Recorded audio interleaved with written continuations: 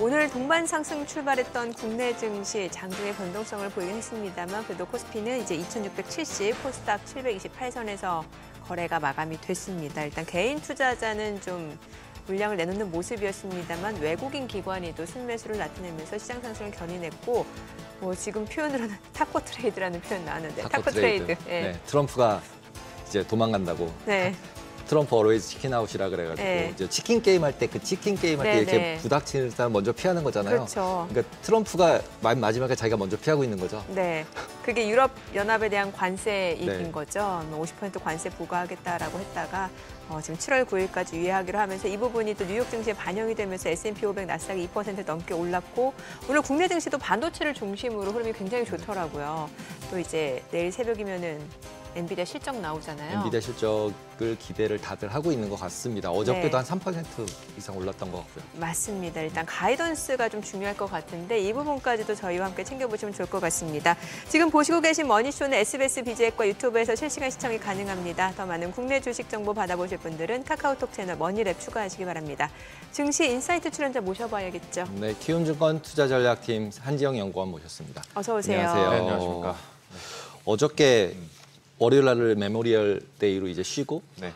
이제 유럽 관세 영향이 다 받아지면서 네. 급등을 하면서 모두 다 올랐는데요. 거의 전 종목이 다 오른 것처럼 완전 초록초록이더라고요. 그렇죠. 빈 빨간색이 하나도 안 보이는. 빨간불이었죠, 모처럼. 네. 네, 모처럼 이렇게 종목마다 섞이지 않은 이제 이번 주 같은 경우는 이제 어떻게 보시나요? 기회는 이제. 네, 일단은 뭐 저는 여전히 셀 아메리카는 걱정 많이 안 하셔도 될 거다라고 보고 있고요. 지금 미국 같은 경우는 이제 그 국내 서학개미 분들께서도 투자를 올해 초에 많이 하셨다가 네. 주가가 조금 하락한 가운데 환율까지도 별로 안 좋다 보니까 전체적으로 이제 실망감들은 여전히 좀 가지고 계신 것 같아요. 그런데 이제 뭐 한 3개월 혹은 6개월 그 이상의 시계를 놓고 봤을 때 올해 수익률 상위권 미국 증시 들어가 있을 것 같고 또 달러 같은 경우도 지금 다시 100선 이상으로 충분히 안착이 가능하다. 이렇게 좀 말씀을 드리겠습니다. 이번 주 같은 경우도 어제 오르긴 올라와서 좋기는 한데 이거는 우리나라도 마찬가지고 미국도 마찬가지고 이제 중간중간에 두더지 게임 한번 할 것 같아요. 두더지. 네. 저 오락실에서 옛날에 보면은 두더지 올라오면 위에서 뿅망치로 뿅뿅 때리잖아요. 네. 시장도 지금 레벨에서는 이제 올라갈만 하면은 중간중간에 차익 실현과 또 관세와 관련된 노이즈들로 상단 저항을 몇 차례 받을 것 같습니다. 그래서 어떻게 보면은 좀 재미없는 장세가 될 수도 있겠지만 이 장세가 지나고 나면은 저는 길어봤자 한 2달 정도 간다라고 보고 있거든요. 네. 이 장세가 지나면은 오히려 그 이후에는 한 번 더 이제 정고점 돌파를 하고 레벨업을 할 수 있는 그런 시기가 다가올 거다. 이렇게 좀 생각하고 있습니다. 두더지면은 이렇게 몇 마리 두더지가 있을까요? 네. 한 5마리, 10마리 이렇게 저희 종목마다 뭐 있을 나스닥 텐데 있고 뭐 엔비디아 있고 테슬라 있고 애플 있고 올라올 그래서 때마다 이렇게 때리는 하나가 올라오면 다시 맞아서 내려가고 그렇죠. 그러면 얘가 들어가면서 다른 애가 튀고 뭐 애플이 올라가면 엔비디아 내려가고 이렇게 움직인다는 그렇죠. 말씀이신 거죠? 우리나라 같은 경우도 오늘도 삼성전자 이제 올라가니까 뭐 조선방산주들 내려가고 네. 이 장세가 반복이 될 거다. 이게 뭐 말이 좋아 이제 순환매 장세라고 하는 건데 어떻게 보면은 엇박을 타기 되게 쉬운 장세인 것 같아요. 그러니까요. 이럴 때일수록 저는 개인적으로 실적 성장, 실적 가시성들이 어디가 더 높냐 여기에 주목을 하면 될 것 같고 저는 그게 미국 내에서는 뭐 원전도 있을 거고 뭐 테슬라 같이 전기차도 있을 거고 IT 기기도 있을 텐데 저는 그게 미국에서는 AI가 될 거다 이렇게 좀 말씀을 드릴게요. 앞서 저희 오프닝 때 그 타코라는 얘기 나왔잖아요. 타코 트레이드. 네. 결국에는 이제 트럼프가 뭔가 이제 무역 관세 협상과 관련해서 좀 강하게 나왔다가 반응 없으면 다시 조금 약간 뒤로 물러서고 이런 얘기를 그쵸. 의미하는 거잖아. 여기에 대해서 어떻게 보세요? 트럼프의 그 지배력, 영향력이 예. 약해지지 않았나. 그 타코 트레이드도 약간 시즌 1, 2로 진행이 되고 있는 것 같아요. 시즌 1은 시즌 뭐예요? 1 때 타코 트레이드는 개인적인 생각은 이런 것 같아요. 트럼프가 어디 뭐 식사 자리나 뭐 네. 이동 시간에 타코 이야기하면은 타코, 멕시코 증시 빠지고 자동차 주가 빠지고 이랬던 게 이제 2, 3, 4월 달에 트럼프 영향력이 압도적으로 높았던 그 시즌이었는데 멕시칸 대표적인 음식 타코. 그렇죠. 지금은 이제 말씀하신 대로 살짝 뒤로 물러나면 시장이 올라가게 되는 그러한 타코 트레이드 시즌 2 성격으로 바뀌지 않았나라고 보고 있고 앞으로도 이럴 것 같아요. 지금 미국이랑 EU랑 관세 협상 가지고서 이제 주말 이틀 정도는 노이즈가 있었는데 사실상의 저들보다는 본 게임은 중국과 협상인 것 같습니다. 지금 중국이랑 협상은 조금 잠잠하죠. 네. 5월 12일 날에 이제 관세 유예 극적으로 이제 서프라이즈성으로 타결을 하고 이제 8월 14일까지인가가 유예 기간 뒀는데 6월, 7월 이 2달 정도 기간 동안에 이제 후속 협상 집중적으로 할 것 같습니다. 근데 했을 때 저희가 5월 10일에 12일에 받아들였던 그 서프라이즈성 결과가 또 나오진 않을 것 같아요. 분명히 저는 뭐 분명이라고 말하기는 조금 어렵긴 하지만 마찰은 있을 거다. 예를 들어서 지금 시진핑이랑 이야기가 잘 안 됐다. 네. 중국 실무진의 협상이 느리다. 나 중국한테 관세 30% 내렸던 거 다시 뭐 올릴 거다. 이런 식의 이야기를 할 것 같아요. 근데 이게 어떻게 보면은 시장의 판세를 뒤바꿔 버릴 수 있는 또다시 트럼프의 영향력이 높아질 수 있는 타코 트레이드 시즌 1으로 돌아갈 수도 있긴 하겠지만 저는 지금 그건 아닐 것 같고 그냥 이거는 여전히 협상의 용도이자 또 그 이상도 이하도 아닐 거다. 저는 이렇게 보고 있습니다. 그래서 아까 중간중간에 시장이 올라갈만 하면은 위에서 상방 맞고 그 하방 떨어지고 이런 식의 행태를 반복하는 과정에서 트럼프가 증시에 노이즈를 그런 식으로 주입을 할 것 같은데 이게 뭐 4월 달처럼 증시 방향성을 부러뜨리기보다는 그냥 제한적인 변동성만 유발할 거다. 이렇게 보고 있고 그렇게 제가 약간 자신 있게 말씀드리는 근거 중 하나는 제 전망이 틀릴 수도 있겠지만 트럼프도 이미 본인이 자행해왔던 그 피해들을 고스란히 받아들이지 않았나. 특히나 이제 한때 화제가 됐었던 대통령 취임 이후에 100일 동안의 성과를 보면은 역대 대통령 중에서 트럼프가 꼴찌였거든요. 그 주식시장 이야기하기 좋아하는 트럼프가 본인이 임기 동안 이 100일 동안 성과가 역대 최악이었다라는 거는 본인 스스로도 굉장히 상처를 받았던 일이자 행동을 되돌아보게 만든 계기가 아니었나라고 보고 있습니다. 그래서 4월 말이 거의 취임 100일 시점이었는데 그때 이후로 5월 달에 트럼프 발언들을 보면은 주식시장 은근히 많이 강조해요. 주식시장 로켓이다. 네. 더 좋아질 거다. 이런 식으로 강조한 것도 그 상처받은 아픔을 그런 식으로 본인들이 다시 어필하고 있지 않나라고 보고 있죠. 내릴 때는 근데 맨날 바이든 때문에 그런 거였고 내가 안 그런 거야. 그리고 그쵸. 이제 자기가 올릴 때는 로켓이다 사라 이래서 네. 뭐 트럼프가 리딩방 한다 뭐 이런 얘기들을 계속 하고 그쵸. 있었잖아요. 빠진 다음에 올릴 때는 꼭 그런 식으로 올렸으니까. 맞습니다. 네. 그래서 이제 그런 부분은 뭐 트럼프 영향이건 그런데 아까 말씀하신 건 중국 협상 부분에 있어서 최근 네. 들어서 나오는 뉴스들을 보면 일단 중국에서 위안화로 결제하라고 강제로 이제 나머지 기업들한테 네. 종용하고 있는 부분들 그 다음에 또 이번 같은 경우도 오늘 나온 뉴스 중에 보면은 그 월드뱅크랑 아시아 네. 디벨롭먼트 이제 그 인프라 하는 뱅크들을 전부 다 중국 쪽으로 옮겨서 홍콩 쪽에다 굉장히 크게 다시 짓고 더 돈을 펀딩하는 것 같은 그런 모습들이 보이는데 그러면은 기본적으로 금융 쪽이나 이쪽을 이제 중국이 좀 누구 반대편과 네. 미국이 아닌 반대편과 뭔가를 다른 일을 하고 있나 이런 물음표가 약간은 던져지는데 그게 관세 협상에 뭔가 연계가 될까요? 연계가 될 수 있는데 중국이 원하는 그림이 빨리 완성되지는 않을 것 같아요. 일단 중국은 완전히 금융시장이 개방이 된 상태가 아니라는 것도 있고 또 환율 같은 경우도 예전에는 완전히 고정환율제였다가 지금은 관리변동 환율제라고 해서 조금 유연하긴 하지만 아직까지는 이제 그 환을 가지고서 글로벌 시장 참여자들이 위안화를 플레이하기가 제약적인 환경이 있죠. 그쵸. 그런 것들이 풀리진 않는 한 일부 무역 결제 대금이나 기업들 결제 대금에서는 사용할 수 있을지언정 전체적으로 위안화가 이제 국제 통화로서 미국과 뭐 견줄 수 있는 그 수준까지는 올라오려면은 시간이 저는 조금 더 많이 필요하다. 근데 최근 저는 위안화 보면서 어떤 생각이 드냐면 네. 이제 역의 위안화가 있잖아요. 네. 근데 모든 통화 중에 변동성이 제일 낮은 통화가 네. 위안화예요. 그렇죠. 지금 왜냐하면은 이게 이게 약간 네. 이상적인 현상 그 정상적인 현상이 아닐 수가 아니죠. 있죠. 네. 예. 왜냐하면 지금 뭐 원화도 그렇고 엔화도 그렇고 유로화도 그렇고 달러화를 중심으로 전반적으로 환율 변동성을 지금 하루에 뭐 1, 2%씩 뛰는 일도 일이 아니었으니까 네. 상대적으로 위안화가 좀 조용해 보이는 거지. 결국에는 이제 위안화 같은 경우도 아직까지는 저희가 국제 통화로서는 적극 활용할 만한 수준은 아닐 거다. 이렇게 말씀을 드릴게요. 기업 얘기 좀 여쭤볼게요. 이제 우리 시간으로 내일 새벽 5시 20분. 미국장 끝나면 아마 나오지 않을까. 그렇죠. 장 마감 후 이제 실적 발표가 5시, 6시 사이 나오게 되는데 일단은 뭐 가이던스가 중요하다는 얘기는 이제 많이들 접하셨을 것 같고. 전 국민이 다 알고 계시지 않을까. 그러니까 가이던스. 네. 당장 1분기 실적보다 네. 2분기 가이던스 중요하다. 그런데 이제 저는 궁금한 게 그 H20 네. 중국 수출 규제 했잖아요, 네. 지금. 그런데 이게 4월 초에 나온 규제 내용이고. 네, 맞습니다. 근데 1분기 실적 집계는 4월 27일까지인가 그렇잖아요. 네. 그러면 그 전까지는 팔았다는 얘기고. 그렇죠.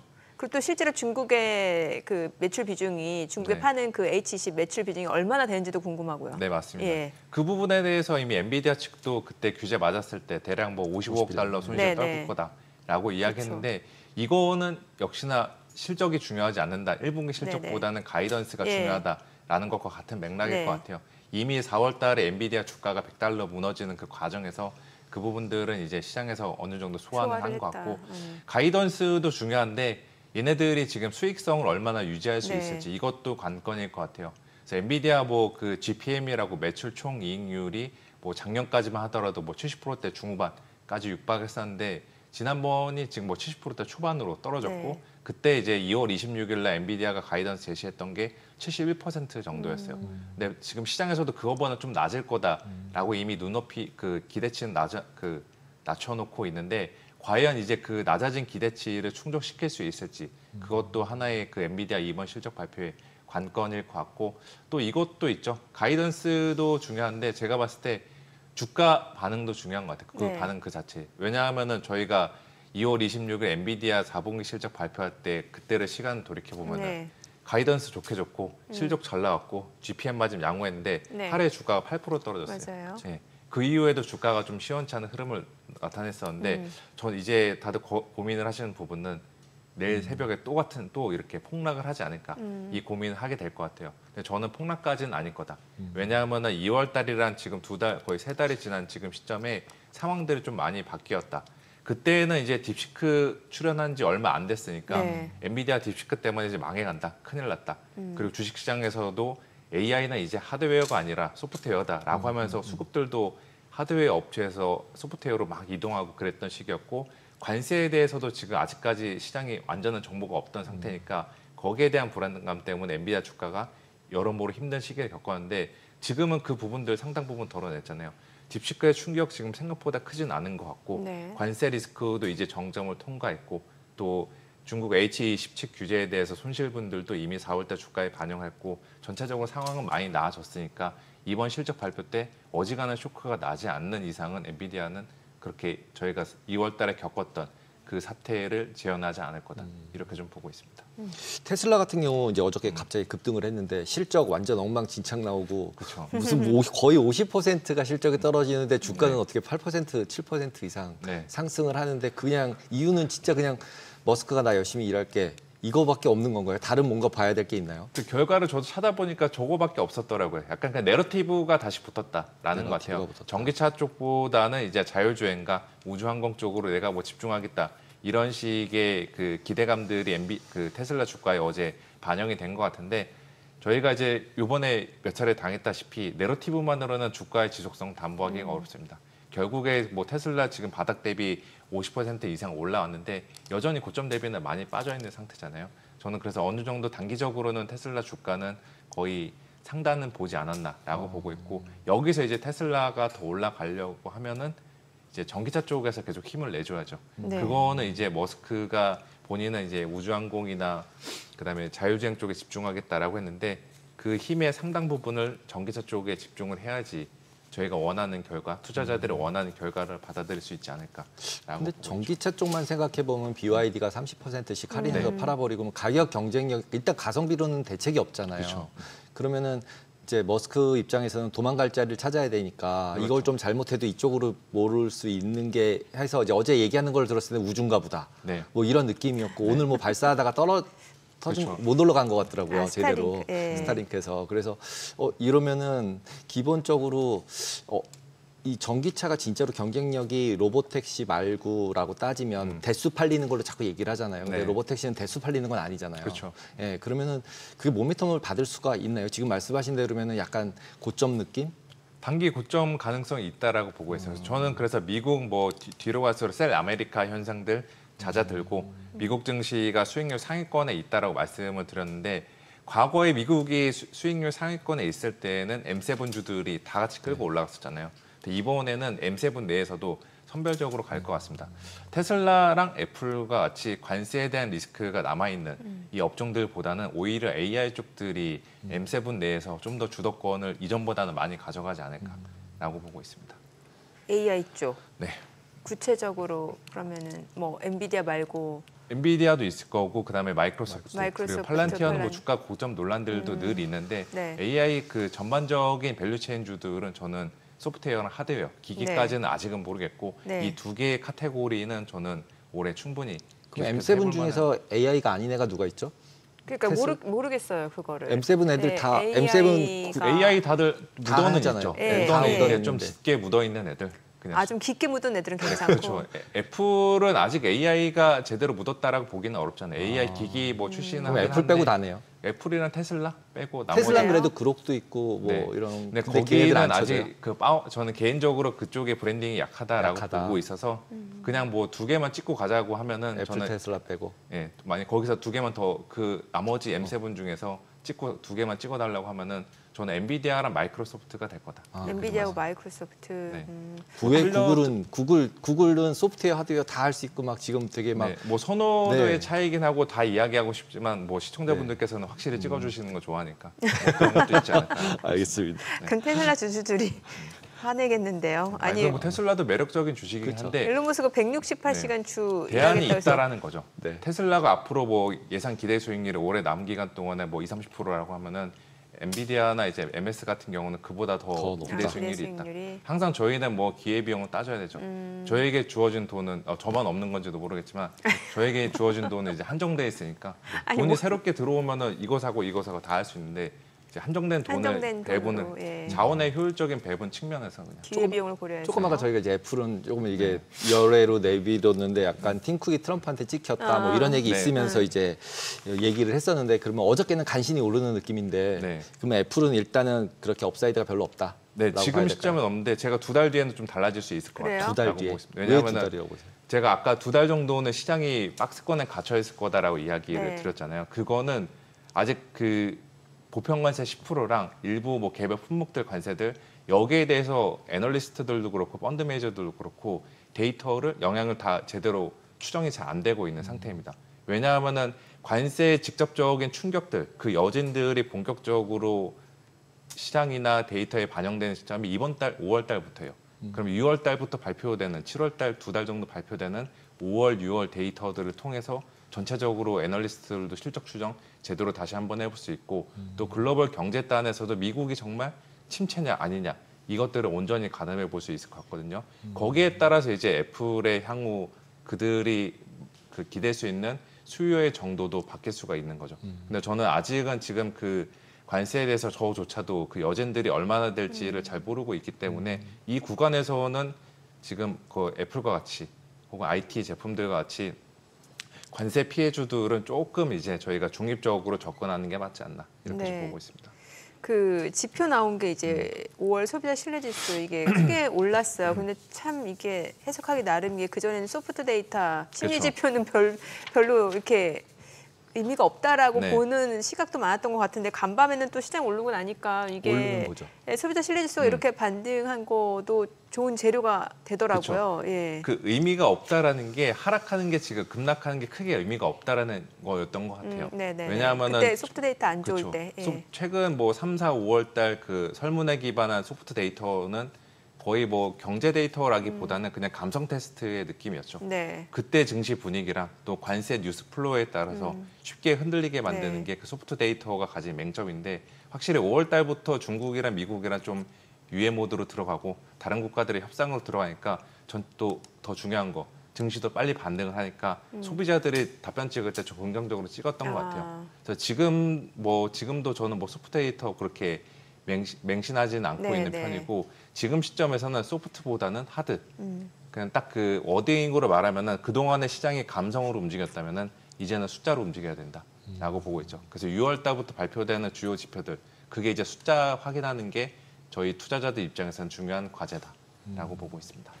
어저께 이제 달러 지금까지 계속 약세로 가더니 어저께는 다시 0.5% 정도 다시 달러 네. 인덱스 올라가고 엔화도 다시 올라가고 그러면서 이제 일본 금리 상승하는 부분들까지가 연동되면서 약간 네. 이제 공포 분위기를 조성하려고 그랬는데 네. 솔직히 네. 그랬는데 그 성공을 못 하고 네. 이제 확 오르니까 또 잠잠해지면서 다시 달러 강세로 뒤집혀졌는데 네, 네. 지금 전반적인 분위기는 달러 약세 쪽으로 다 몰려 있는 거 아닌가요? 그렇죠. 지금은 달러 약세 쪽들로 계속 될 것 같고 이것도 7월까지는 있을 것 같아요. 왜냐하면은 달러 약세를 지금 만들어낸 요인들을 보면은 그거죠.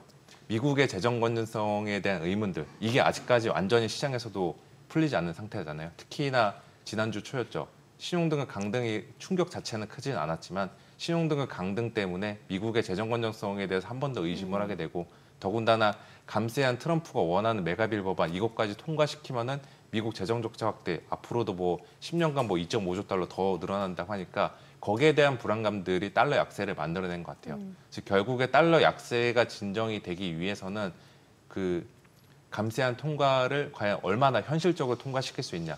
제가 봤을 때 지금 이 하원에서 통과됐고 지금 휴회 중이니까 아마 다음 주부터 상원에서 계속 뭐 작업을 할 것 같은데 한 큐에 통과되지는 않을 것 같아요.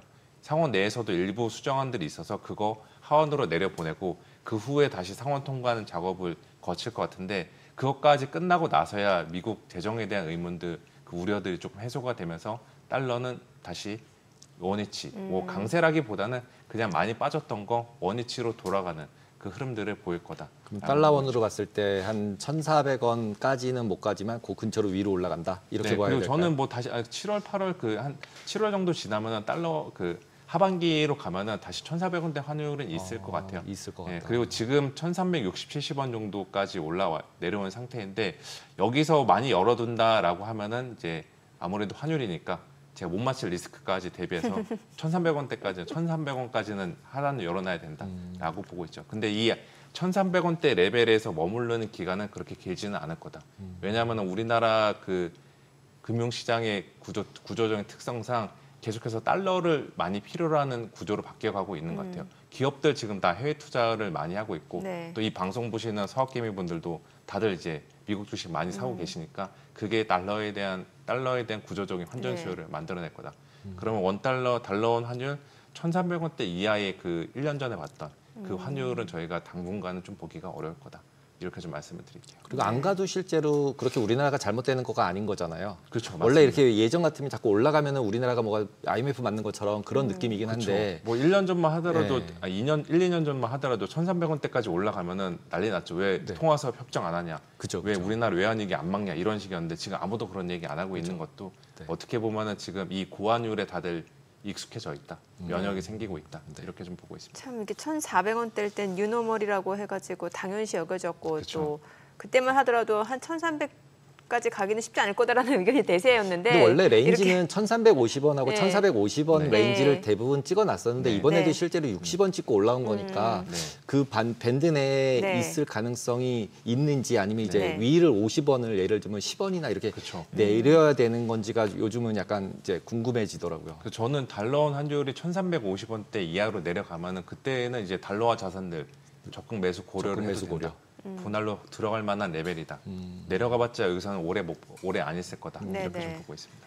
그 간밤에 보면은 이제 최근에 왜 일본 장기물 국채 수익률 급등하는 것과 관련해서 굉장히 좀 우려 섞인 시각들이 굉장히 많았고 뭐 일본뿐만 아니라 그러다 보니까 네. 미국 뭐 독일 다 올라갔었잖아요. 네네. 그런데 보니까 일본 그 40년물 그 국채 입찰 네. 이 보니까 좀 조정할 걸 검토 중이다. 그 국채 발행 발행 물량을 좀 줄이겠다. 줄일 수도 네. 있다라고 하니까는 이게 그 국채 수익률이 좀 떨어지고 그쵸. 미국도 좀 떨어졌잖아요. 네. 예.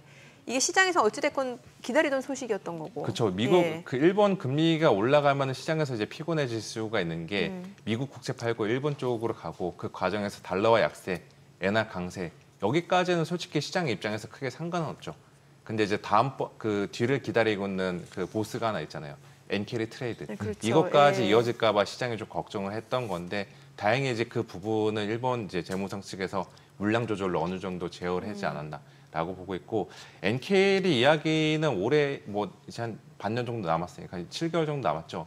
한 잊을만 하면 두세 차례씩 나올 것 같습니다. 네. 엔화 강세를 보일 때만. 대신에 중간중간에 엔캐리 이야기가 나온다고 하더라도 작년에 7월 말 8월 초에 나왔던 그 대규모 청산 사태로 인해서 전 세계 증시가 휘청거렸던 그 일들은 저는 일어날 가능성 희박하다. BOJ 입장에서도 그 같은 급격한 엔화 강세 충분히 이제 예전과는 다르게 조절할 용의가 있다라고 보시면 될 것 같고 최근에도 뭐 엔화가 강세가 일어나면서 엔캐리 이야기 나왔지만 그래도 잠잠하게 지나갔던 것도 변동성 자체가 이전보다는 좀 더 덜해졌다라는 거. 보통 엔캐리 트레이드 자금의 주된 청산 그 트리거 지표가 빅스의 일간 변동률이거든요. 빅스 지수 그 네. 자체가 아니라. 근데 지금 빅스 최근에 뭐 30선, 40선 이렇게까지 올라가긴 했는데 일간 변동률 자체는 얼마 높진 않았어요.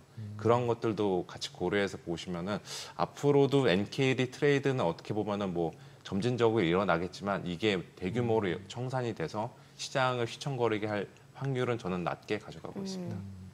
지금 이제 저희 이제 금통위가 있는데 네. 금리 같은 경우 이제 환율을 저렇게 많이 내려갔으니까 좀 룸이 좀 생겨 있을 것 같은데 맞습니다. 이제 다른 분들은 이제 뭐 환율 조작국이라고 혼난다. 금리 여기서 내리면 안 된다. 네. 일단은 이제 대통령 누가 되나 보고해야 된다.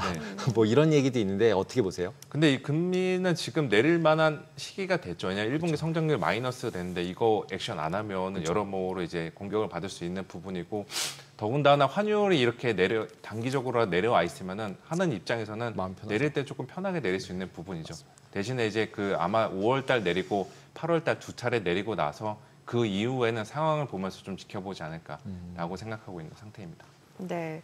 자, 그러면 이제 투자자 입장에서 어떤 전략이 좋은 거예요, 지금 시점? 뭔가 이제 국내 증시도 분위기가 많이 바뀌는 것 같고 네. 전반적으로 주식 시장에 대해서 지금 낙관론이 좀 커지는 상황이거든요. 그렇죠. 이제 예. 코스피 3천 전망도 나오고 있고 네. S&P도 뭐 다시 뭐 전고점 뚫는 전망도 나오고 있는데 저도 일단 낙관적으로 보는 게 맞는데 이게 뭐 쉼 없이 계속 우상향하는 게 아니라 중간중간 반락 장세는 있을 거다. 특히나 뭐 지수가 중간에 쉬면은 괜찮은데 주도주들 없으면 안 되는 주식, 유행하는 주식이 미국에서는 AI가 될 거고 네. 우리나라는 조선방산, 원전 전력기기 이건데 이 주식들도 아무리 스토리 좋고 숫자가 좋다고 하더라도 중간 수급에 대한 부담 때문에 한 번씩 그 반락이 나오는 경우가 있을 겁니다. 그때 저희가 그 같이 팔아서 비중을 많이 줄일 필요는 없다. 저는 이렇게 좀 생각하고 있습니다. 우리나라 반도체는 해당이 안 되나 보네요. 반도체는 아직 불확실성들이 많죠. 뭐 많아서. HBM 쪽들은 이제 엔비디아 쪽이 살아나면서 전망들은 전통 D램 쪽보다는 밝긴 한데 전체적으로 반도체 섹터 같은 경우도 아까 중간에 이야기가 들었다시피 3, 4분기 때 실적 추정이 지금 잘 안 되고 있다라는 거. 이거는 결국에 7월까지는 저희가 가봐야지 실적 추정에 대해서 자신감, 가시성들을 확보할 수 있다. 그때 가서 저희가 이제 반도체 다시 늘릴까 이거를 판단하는 게 맞지. 지금 5월, 6월 이 두 달 정도의 기간 동안에는 저는 그 판단을 좀 유보하는 게 맞다. 이렇게 좀 말씀을 드릴게요. 네, 알겠습니다. 오늘 내용 여기까지 듣겠습니다. 잘 들었습니다. 고맙습니다.